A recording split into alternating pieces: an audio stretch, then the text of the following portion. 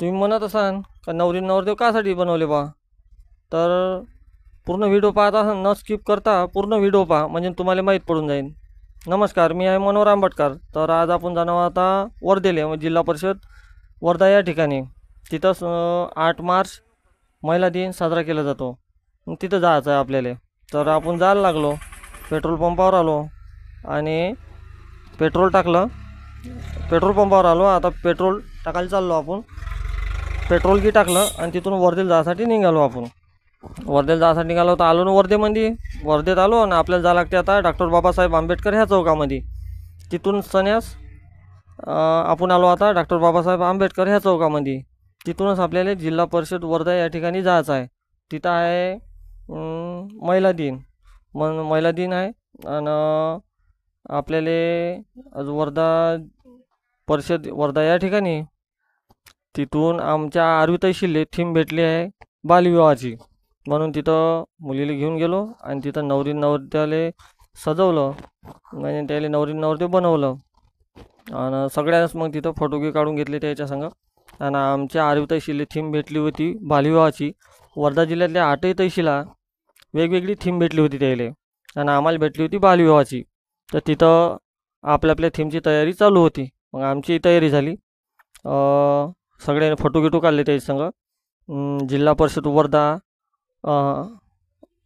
थोडंसं म्हणलं अंदर जाऊन पाव. मग अंदर गेलो. त्याला म्हणलं थोडासा नाश्ता करून घ्या, आपल्या कार्यक्रमाला टाईम होईल. म्हणून त्याला नाश्ता करायला लावला. ते काय चिमुकले आहे म्हणून त्याला भूक लागेल म्हणून म्हणलं तुम्ही नाश्ता करून घ्या म्हणलं आता. मग काही लवकर नाश्ता करायला भेटत नाही. मग त्यांनी नाश्ता केला आणि रॅलीला सुरुवात झाली. तर 8 मार्च आंतरराष्ट्रीय महिला दिन साजरा केला जातो. महिलांच्या हक्कासाठी व समानतेसाठी जागतिक स्तरावर केला जातो. या दिवशी बालविवाह आणि महिलांवरील अत्याचार समस्या केंद्रित केले त्याविरुद्ध जनजागृती केली जाते. 8 मार्च या दिवशी आंतरराष्ट्रीय महिला दिन सुरुवात 1990 साली झाली. दुसऱ्या आंतरराष्ट्रीय समाजवादी महिला परिषद ठराव मंजूर झाला.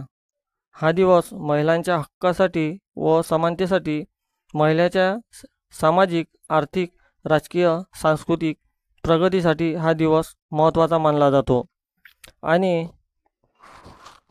बालविवाह आंतरराष्ट्रीय महिला दिनानिमित्त बालविवाह आणि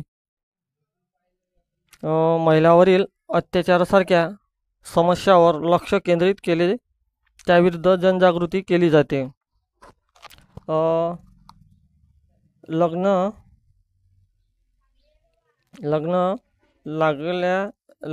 लागाच्या वेळी जर वधू किंवा वर यापैकी कुणाचीही वय कायद्याला मान्य असलेल्या वयापेक्षा कमी असेल तर बालविवाह ठरतो. भारतामध्ये वधूचे वय 18 आणि वराचे वय 21 पेक्षा कमी असू नये.